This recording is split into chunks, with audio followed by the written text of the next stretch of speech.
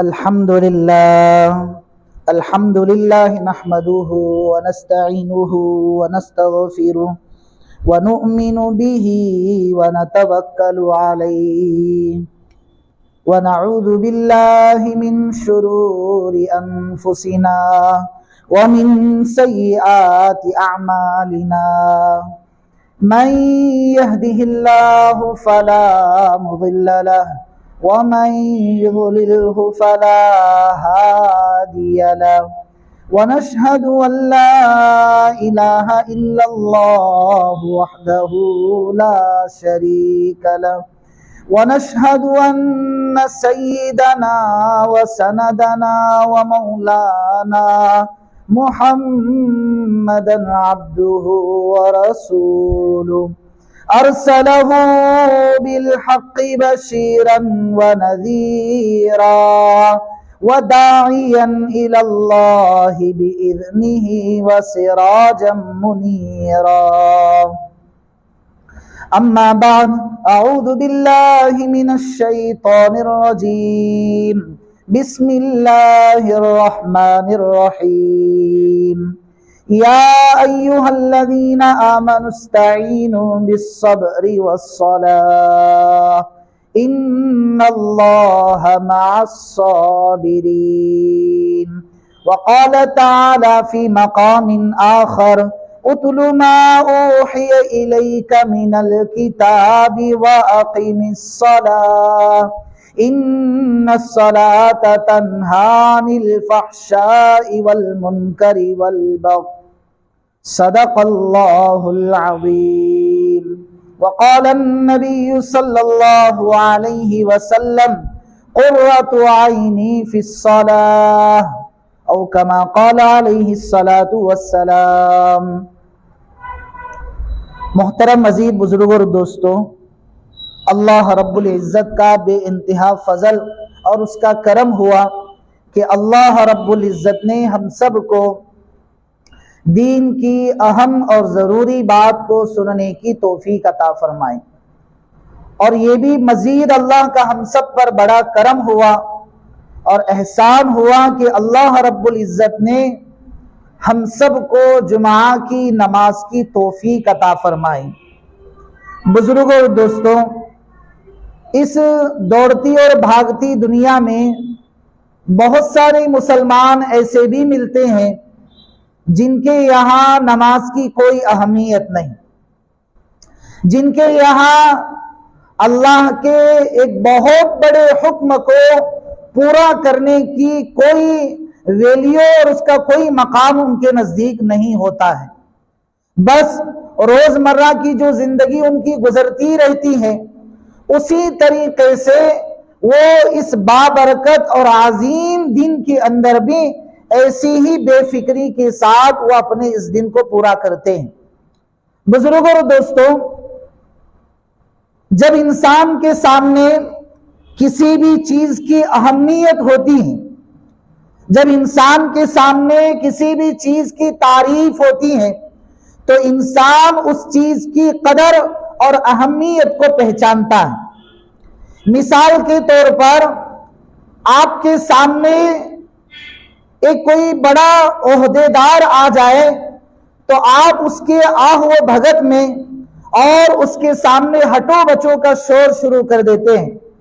کہ بھائی فلاں صاحب آئے ہیں، جگہ دے دو، فلاں صاحب آئے چائے پانی کا انتظام کر دو، اور فلاں صاحب آئے ہیں فلاں چیزوں کا انتظام کر دو۔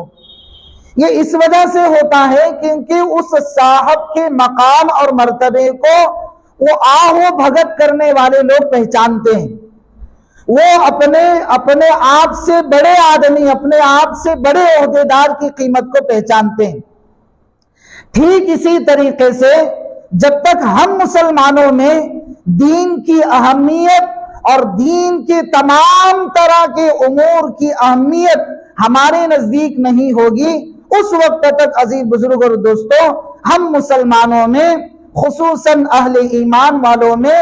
اس جمعہ جیسی اہم نماز کی اہمیت اور اسی طریقے سے محرم الحرام جیسے عظیم اور بابرکت مہینے کی عظمت ہمارے اندر نہیں آ سکتی۔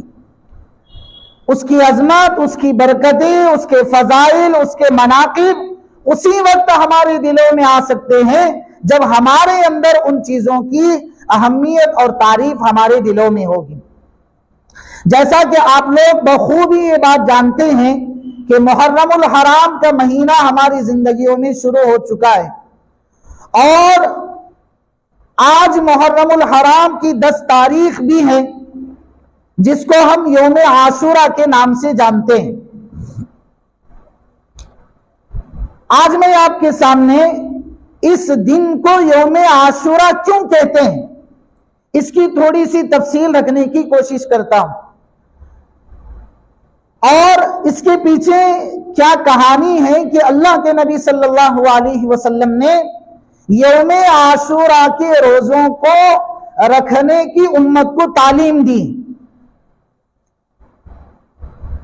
اور اسی کے ساتھ ساتھ اللہ کے نبی صلی اللہ علیہ وسلم کے نواسہ رسول حضرت حسین رضی اللہ عنہ کی شہادت کے سلسلے میں جو واقعات پیش آئے ان کی زندگی میں، اور کس وجہ سے یہ محرم الحرام کے مہینے میں ایسے بڑے بڑے واقعات تاریخ کے پیش آئے ہیں، اس کو بھی تھوڑا موٹے انداز میں ہم سمجھنے کی کوشش کرتے ہیں۔ عزیز بزرگ اور دوستو، جب سے یہ دنیا قائم ہے اور جب سے اس دنیا میں لوگ آتے رہے ہیں، ہر دور میں اہل حق کے ساتھ، سچائی کے ساتھ اور بھلے لوگوں کے ساتھ حالات آتے ہیں۔ دنیا میں کوئی ایسا نیک آدمی نہیں ہے کہ جس کے ساتھ حالات نہیں ہیں، جس کے پیچھے مسائل نہیں ہیں، جس کے ساتھ تقاضے نہیں ہیں۔ دنیا میں کوئی انسان، حتیٰ کہ انبیاء علیہم الصلاۃ والتسلیم جو اس دھرتی کی سب سے زیادہ پاک اور پوتر ذات اقدس ہے، ان کو بھی حالات سے دوچار ہونا پڑا ہے۔ کسی نبی کو قوم کی طرف سے حالات، کسی نبی کو محلے کی طرف سے حالات، کسی نبی کو دوستوں کی طرف سے حالات، کسی نبی کو بیٹوں کی طرف سے حالات، اور کسی نبی کو بیویوں کی طرف سے حالات، اور کسی نبی کو بھائیوں کی طرف سے حالات، حتیٰ کہ میرے اور آپ کے آخری نبی محمد الرسول اللہ صلی اللہ علیہ وسلم کو پورے خاندان، سوسائٹی، معاشرہ اور رشتہ دار اور دوست و احباب تمام کی طرف سے حالات۔ معلوم ہوتا ہے کہ اس دنیا میں نیک لوگوں کے ساتھ حالات رہتے ہیں، اور سب سے بڑی مزے کی بات یہ ہے کہ حالات ہی میں آدمی پروان چڑھتا ہے۔ جب تک کسی بندے پر حالات نہیں آتے، تکلیفیں نہیں آتی، آزمائشیں نہیں آتی، تب تک اس بندے کو اس چیز کی اہمیت بھی نہیں معلوم ہوتی۔ جیسے بیٹے کو باپ کے پیسوں کی کوئی قدر نہیں، بیٹے کو باپ کی محنت کی کوئی قدر نہیں ہے، تو آپ نے دیکھا ہوگا کہ وہ بیٹے آوارہ، نکمے، معاشرے کے سب سے تھرڈ کلاس اور معاشرے کے سب سے گرے ہوئے اخلاق کے عادی ہوتے ہیں۔ اور جن بچوں کو ان کے ماں باپ کی محنت کا اور ان کے ماں باپ کے قدر اور قیمت کا احساس ہوتا ہے، وہ بچے کبھی بھی تھرڈ کلاس میں نہیں جاتے ہیں۔ یہ فرق ہوتا ہے اہمیت کے پہچاننے اور نہ پہچاننے کے بارے میں۔ آج گوگل کا یہ سروے سامنے آیا ہوا ہے کہ مغربی ممالک میں جتنی بے حیائی پھیل رہی ہے اور مغربی دنیا میں جتنی آوارہ گردی اور جتنی نشے کی چیزیں پھیل رہی ہیں، اس میں سب سے بڑا ہاتھ ہوتا ہے ماں باپ کی اولاد کے متعلق بے فکری کے متعلق۔ یہ آج کا سروے اور آج کا پیپر کہتا ہے۔ تو عزیز بزرگ اور دوستوں، یہی بات ہم پہلے سے سمجھاتے آ رہے ہیں کہ جس معاشرے میں، جس سوسائٹی میں ماں باپ کی اہمیت، ان کے انکم کی اہمیت، ان کی کمائی کی اہمیت ہوتی ہے، وہ بچے، وہ معاشرہ، وہ خاندان جو ہے کبھی بھی کسی بھی مشکل راستے میں پھنسا نہیں جاتا ہے، بلکہ وہ ان مشکل راستوں سے نکلنے کا راستہ نکالتا ہے۔ اور آپ نے بھی اپنی زندگی میں ایسے بہت سارے تجربات کیے ہوں گے جو ابھی میں نے آپ کے سامنے یہ باتیں رکھی۔ بزرگوں اور دوستوں، جب تک ہم اپنے بڑوں کی محنتوں کا مذاکرہ ہمارے سامنے نہیں ہوگا، اور جب تک ہم اپنے بڑوں کے، جن کے نام پر آج پوری دنیا قائم ہے اور اللہ نظام کائنات چلا رہے ہیں، جب تک ان کی قربانیوں کے تذکرے ہمارے سامنے نہیں ہوں گے تو سوسائٹی میں، معاشرے میں، خاندان میں، محلوں میں جو ہے بدعات اور خرافات جنم ہوتی رہے گی۔ جیسے محرم الحرام کا مہینہ آتا ہے تو ہمارے معاشرے میں جہاں بہت ساری غلط فہمیاں ہیں، اور جو ہمارے سوسائٹی میں اور ہمارے محلوں میں، ہمارے دوست و احباب کی مجلسوں میں جہاں محرم الحرام کے مہینے کو لے کر بہت ساری بدعات جنم لے چکی ہیں، ان بدعات میں سے ایک بدعت یہ ہے کہ ہمارے یہاں اس مہینے میں شادیاں نہیں کرتے لوگ، اور بہت ساروں کو، ترم خواہ لوگوں کو ہم نے دیکھا جو اپنے آپ کو دنیا کا ایک ذمہ دار آدمی سمجھتے ہیں، دنیا کا ایک ذمہ دار آدمی سمجھتے ہیں، اس آدمی کی زبان سے بھی یہی باتیں نکلتی ہیں کہ دیکھو محرم کا مہینہ چل رہا ہے، شادی کرنا درست ہے یا نہیں ہے۔ اللہ ہم سب کی حفاظت فرمائے۔ یہ ساری جہالت کی باتیں ہیں جو امت میں چل رہی ہیں۔ اللہ کے حبیب پاک صلی اللہ علیہ وسلم کا خود نکاح محرم الحرام کے مہینے میں ہوا ہے۔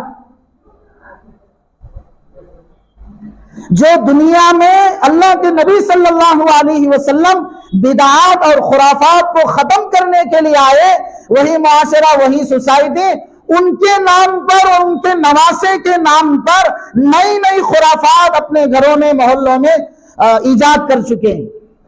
ان خرافات میں سے خرافات کیا ہے کہ گھر میں خوشی نہیں منانی، گھر میں کوئی اچھا اور نیک کام نہیں کرنا ہے۔ حالانکہ اللہ تبارک و تعالیٰ نے جو دین ہمیں دیا ہے، جو پاک اور پوتر معاشرہ ہمیں دیا ہے، ان میں یہ چیزیں کہیں دور دور تک نظر نہیں آتی۔ عزیز بزرگ اور دوستوں، محرم الحرام کا مہینہ ہو یا سال کے اور دیگر 11 مہینے ہو، محرم الحرام کے مہینے کو ملا کر بزرگ اور دوستوں کوئی مہینہ منحوس نہیں ہے۔ کسی مہینے میں اللہ تبارک و تعالیٰ نے کوئی بے برکتی اور کوئی منحوس چیز نہیں رکھی ہے، چاہے وہ محرم کا مہینہ ہو یا سال کے اور دیگر 11 مہینے ہو۔ ہر مہینے کو اللہ نے بنایا ہے، اور ہر مہینے کی کمی اور بیشیوں کو اللہ نے اپنے نظام کے حساب سے چلاتے رہتے ہیں۔ جس نبی کے صدقے میں اللہ نے کائنات اور مجھے اور آپ کو دنیا میں بھیجا ہے، اس نبی کا نکاح ہی محرم الحرام کے مہینے میں ہوا ہے۔ اور آج ہمارے معاشرے میں محرم کے مہینے میں نکاح کو بدعت سمجھتے ہیں۔ بعض لوگ طرح طرح کی خرافاتیں محرم الحرام کے مہینے میں کرتے ہیں۔ تو عزیز بزرگ اور دوستوں، ہم اللہ کے نبی صلی اللہ علیہ وسلم کے آخری امتی ہونے کے ناطے ہماری یہ ذمہ داریاں ہیں کہ جو معاشرے میں بدعات نئی نئی جنم لیتی ہیں، جیسے مثال کے طور پر محرم کے مہینے میں جو ہے وہ الگ الگ گاؤں میں، الگ الگ شہروں میں، الگ الگ دیہاتوں میں اور الگ الگ قریوں میں جو ہے محرم کے مہینے کے منانے کی ایک نئی اسکیم چلتی ہے ہر سال۔ نہ اس کا موجد لوگوں کو معلوم ہوتا ہے، یعنی ان بدعات کو پیدا کرنے والا کون ہے۔ جیسے مثال کے طور پر میں آپ کے سامنے تاریخ کا ایک پہلو آپ کے سامنے رکھنے کی کوشش کر رہا ہوں کہ جو ہمارے یہاں تعزیہ نکالتے ہیں محرم کے مہینے میں، یا پھر آپ نے بہت ساری جگہوں پر دیکھا ہوگا جس کو لوگ جو ہے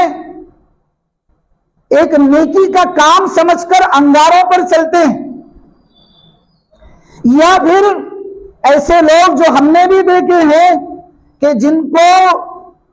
نہ کھانے کا طریقہ معلوم، نہ لوگوں سے بات کرنے کا طریقہ معلوم، نہ استنجا کا مسنون طریقہ معلوم، ایسے لوگ کہتے ہیں کہ ہمارے اندر کوئی ولی آ جاتے ہیں۔ تیمور لنگ، آپ نے ایک نام سنا ہوگا، بادشاہ ہے تیمور لنگ،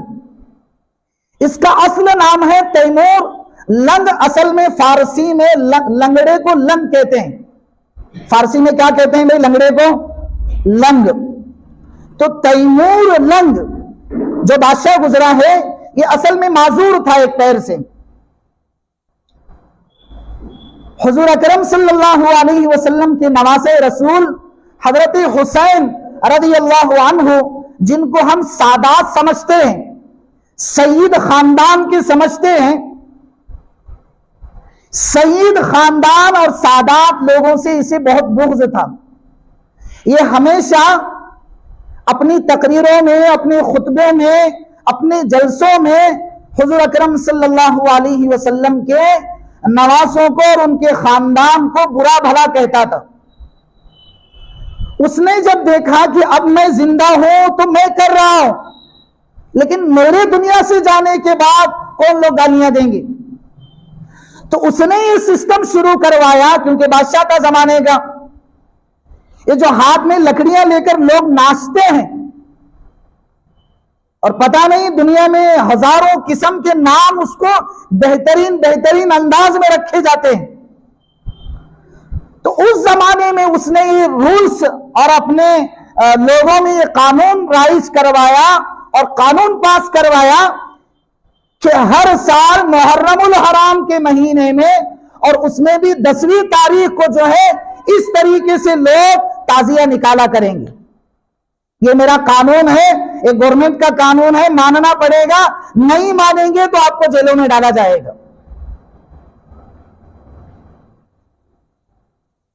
جیسے آج کل کہا جا رہا ہے UCC نہیں مانو گے تو جیل میں ڈالیں گے، نہیں چلاؤ گے، ہماری بات نہیں مانو گے تو تیمور نے کہا کہ ہم جیل میں ڈال دیں گے۔ کیوں؟ سلطنت ہماری ہے، حکومت کا مالک میں ہوں، اور اللہ کا عجیب نظام ہے، ایسے لوگوں کے نام و نشان بھی تاریخ سے مٹ گئے ہیں، لیکن آج تک اللہ کا احسان ہے، علماء ربانیین کی ایک جماعت ہمیشہ ہر دور میں کھڑی ہوتی ہے اور باطل کا مقابلہ کرتی رہتی ہے۔ اس زمانے میں بہت سارے علماء کھڑے ہوئے اس فتنے کے خلاف۔ یہ تو حضرت حسین رضی اللہ عنہ کو چڑھانے کے لیے، ان کے خاندان کو چڑھانے کے لیے، ان کو برا بھلا کہنے کے لیے، یہ جو آج ہمارے معاشرے میں تعزیہ نکالتے ہیں، یہ اسی کی شکل ہے جو تیمور لنگ نے ایجاد کی تھی اس زمانے میں۔ اور اللہ اکبر، اللہ ہم سب کو معاف کرے۔ عزیز بزرگ اور دوستوں، ہم نے بہت سارے علاقوں میں دیکھا، شہروں میں دیکھا کہ لوگ اس کو دین سمجھ کر اپنے گھروں میں اس کو مناتے ہیں۔ اللہ ہم سب کی حفاظت فرمائے۔ جہالت ایک بہت بڑا اندھیرا ہے، جب آدمی اس کھائیوں میں گرتا ہے تو اللہ کی قسم میں منبر رسول پر بیٹھ کر آپ کو کہہ رہا ہوں، دنیا کا کوئی بھی بادشاہ ان کو ان اندھیروں سے باہر نہیں نکال سکتا۔ اسی لیے قرآن کریم میں علم کی تعریف فرمائی گئی ہے۔ ابھی جو میں نے آپ کے سامنے شروع خطبے میں قرآن پاک کی آیت پڑھی، یا ایھا الذین آمنو، اے ایمان والو، استعینوا بالصبر والصلاۃ، صبر اور نماز کے ساتھ اللہ سے مدد مانگو۔ آخر میں اسی کلام میں اللہ تبارک و تعالیٰ نے کہا ہے کہ صبر اور جو ہے نماز اور صبر کے ذریعے سے جو تم اللہ سے مدد مانگو گے وہ علم ہی کے راستے سے آئے گی۔ معلوم ہوتا ہے ان آیتوں سے کہ جہالت جو ہے بہت بڑی کھائی ہے، کہ جب آدمی گر جاتا ہے تو پھر دوبارہ باہر نہیں نکل پاتا ہے۔ آپ نے بھی اس کا تجربہ کیا ہوگا کہ جو معاشرہ پڑھا لکھا ہوتا ہے، یا پھر جن گھروں میں تعلیم کی اہمیت ہوتی ہے، یا پھر جن گھروں میں ایجوکیشن پر فوکس کیا جاتا ہے وہ کہیں نہ کہیں بچنے کا راستہ مشکل وقت میں نکالتے ہیں، بجائے ان لوگوں کو آپ دیکھیں جہاں پر تعلیم کا ماحول نہیں، جہاں پر گھروں میں اللہ اور اس کے رسول کے دین کا ماحول نہیں، وہ کہیں نہ کہیں کسی مشکل کھڑی میں آ کر کھڑے ہو جاتے پھر آگے بڑھتے نہیں۔ یہ جو تیمور لنگ تھا اس نے یہ سارے تازیوں کے نقشے نکال کر لوگوں کے سامنے رکھ گئے، اور دھیرے دھیرے دھیرے بڑھتے بڑھتے بڑھتے آج جو ہے لوگ اس کو عبادت سمجھ کر ادا کرتے ہیں۔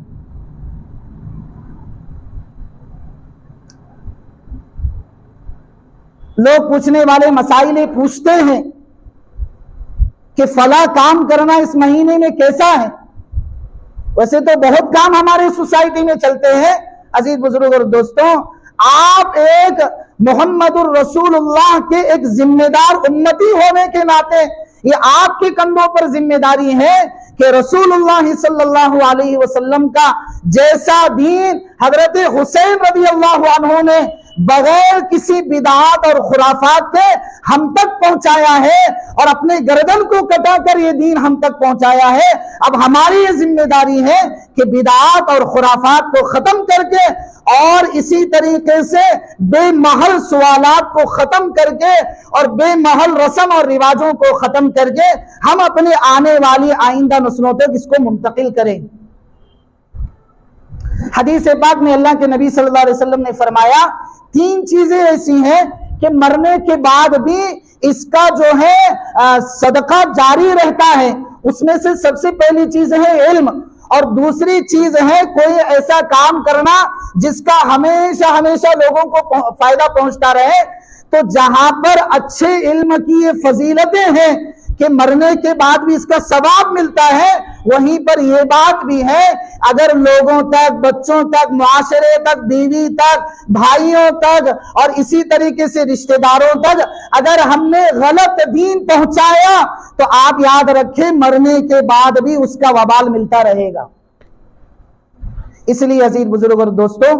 آج یوم عاشورہ کا دن ہے جس کو ہم کہتے ہیں 10 محرم الحرام۔ یوم کے معنی دن آتے ہیں، عاشورہ کے معنی عربی میں آتے ہیں 10۔ تو محرم الحرام کے اس دن کو یوم عاشورہ اس لیے کہتے ہیں کہ اللہ کے نبی صلی اللہ علیہ وسلم نے اس کی بہت ساری فضیلتیں بیان کی ہیں۔ ان میں سے ایک چھوٹی سی فضیلت میں آپ کو بتا کر ختم کر دیتا ہوں کہ جو اس دن روزہ رکھتا ہے، اور آپ کو بھی معلوم ہونا چاہیے کہ روزہ رمضان کے روزے فرض ہونے سے پہلے اللہ تبارک و تعالیٰ نے یہ محرم الحرام کے 2 روزے فرض رکھے تھے۔ کتنے بھائی؟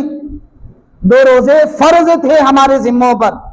لیکن جب یا ایھا الذین آمنوا کتب علیکم الصیام کما کتب علی الذین من قبلکم لعلکم تتقون، اللہ تبارک و تعالیٰ نے دوسرے پارے کی یہ آیت نازل فرمائی تو اب رمضان کے روزوں کو پورے مہینے کے روزے فرض فرمائے اور محرم الحرام کے ان روزوں کو منسوخ کر دیا۔ یعنی اب محرم کے مہینے آپ کو رکھنے روزے نہیں رکھنے ہیں، آپ کو رمضان کے روزے رکھنے ہیں، ٹھیک ہے؟ لیکن مفسرین کہتے ہیں کہ جو روزے ایک بار فرض ہو چکے تھے ان کی فضیلت تو باقی رہے گی، لیکن فرض جو ہے وہ منسوخ ہو جائے گا۔ مطلب یہ ہے کہ اگر ہم نفلی طور پر محرم کے مہینے میں اگر یہ روزے رکھتے ہیں، میں نے کہا نفلی طور پر، کوئی ذمے پر فرض نہیں ہے، رکھنا چاہے تو رکھ سکتے ہیں، نہیں اگر کوئی عذر ہے تو چھوڑ بھی سکتے ہیں، لیکن ہاں رمضان کے رکھنا ہی پڑے گا۔ تو اگر کوئی محرم الحرام کے روزے رکھتا ہے تو اللہ تبارک و تعالیٰ اس کی زندگی میں 1 سال زیادہ کر دیتے ہیں۔ اب 1 سال زیادہ کر دیتے ہیں کہ کیا معنی؟ یعنی عمر بڑھ جاتی ہے، یا پھر وہ کم وقت میں بہت زیادہ کم کام کر کے دنیا سے چلا جاتا ہے، یا پھر بہت ساری تفصیل مفسرین نے اس کے نیچے ان احادیث کے نیچے